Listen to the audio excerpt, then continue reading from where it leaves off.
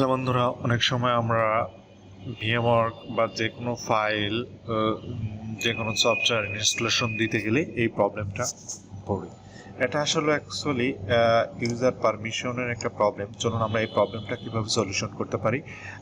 প্রথমত আমরা যে সফটওয়্যার অথবা যে ফাইলটাকে করব তাকে ইউজারটাকে প্রপার্টিজের সিকিউরিটি যে এবং তার যে ইউজারটা এটা ডেস্কটপ ইউজার আছে এডিট করে দেবো, আমরা পারমিশনটা অ্যালাউ করে দেবো।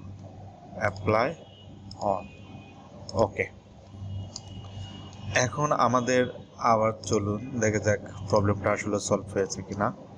আমরা এখন যাই, একটা রিস্টার্ট দিতে হতে পারে, না হলে প্রবলেমটা সলিউশন হবে না। হ্যাঁ, ইয়েস, একটা রিস্টার্ট দিতে হবে। রিস্টার্ট দিলে আশা করা যায় সলিউশন হয়ে যাবে।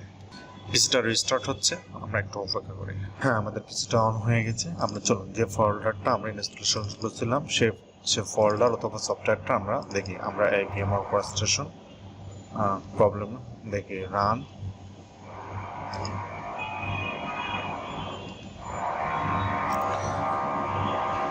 উইন্ডো আসছে, আমরা ইয়েস। দেখা যাক আর কোনো প্রবলেম করে কিনা। দেখা যাচ্ছে আর কোনো প্রবলেম করিনি।